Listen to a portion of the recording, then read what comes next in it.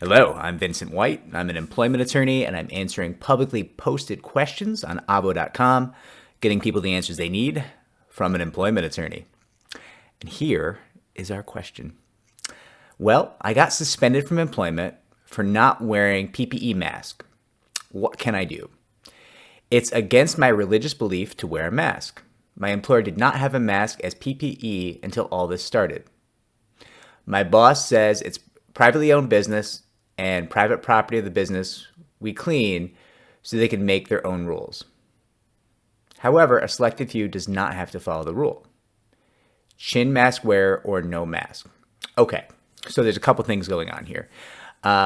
If you feel that on the job site they are not wearing the mask and they're not wearing the PPE properly, a lot of times, and in different states, there are things you can do about that, right? In New York, it's something you would call a labor law 740 claim, where you can make this an issue of safety and kind of address the issue, and you may have a claim for that. Now, let's go on to you being suspended for not wearing the PPE mask. That is, generally speaking, going to be entirely, in every single way, legal. You're lucky they suspended you instead of terminating you if you refuse to wear the mask. Now, you mentioned you have a religious belief that bars you from wearing a mask. Understood. And I'm going to take you at your word of that is your faith. Now, what you're going to run into is that a lot of people make up fake religious faiths or fake rules for their faith, saying they don't have to do this or that at work, right? So there's a pretty robust system in testing someone's adherence to a faith and the actuality of the rule of that faith. You're going to have to supply, evidence of both your religion, your faith, holding that, from the leaders of your faith.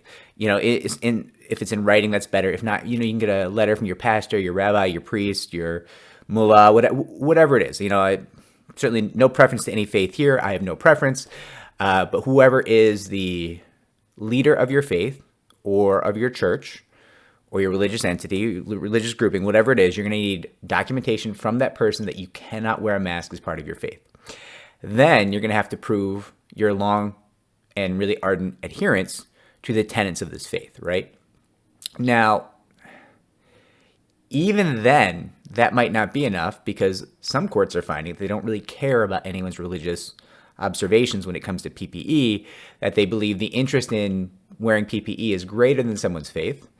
And a lot of this is kind of a trend. It started in France. Honestly, it started in France where they decided people could not wear, I believe, the hijab, which with face covering, because they wanted their nationwide face recognition software to be able to identify everyone. So they were just like, hey, you can't wear face coverings anymore. That's a wild law. That's really crazy because there's a huge percentage of the population in the world who want to, as part of their faith, wear a face covering. The U.S. didn't go that route, at least not yet, although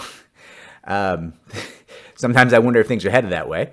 But you are going to have a lot of judges now saying, hey, it's in the public interest to have you wear the mask, and that takes priority over your faith. So even if you can prove your long adherence to the faith and that is actually a rule of your faith, and not just a rule, but an important rule of your faith, you may still not win that argument.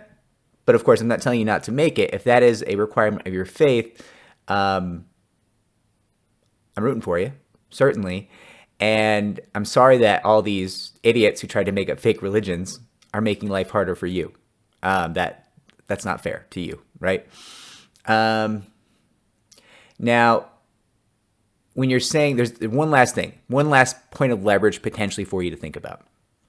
Some people have to wear the mask, some don't. You're saying some people can just wear it in their chin or they don't wear any mask at all. I would look at what the difference between those people is from you, right? Why are they different? Why don't they have to wear PPE and you do? Because if there's a discriminatory reason, if you're being singled out and treated differently for some reason, let's say treated disparately for some reason, there could be something there.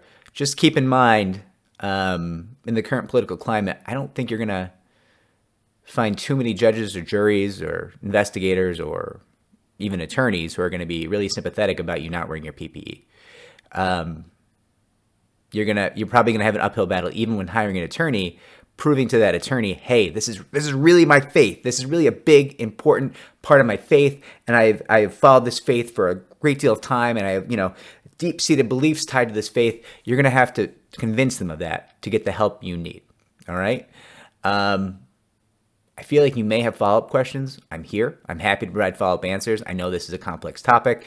I know there's a lot of nonsense out there from people, just silly stuff, right? People, the people with the stupid laminated cards. I have a medical exemption. I don't have to wear PPE. No, that's not how that works. Who's that stupid, right? And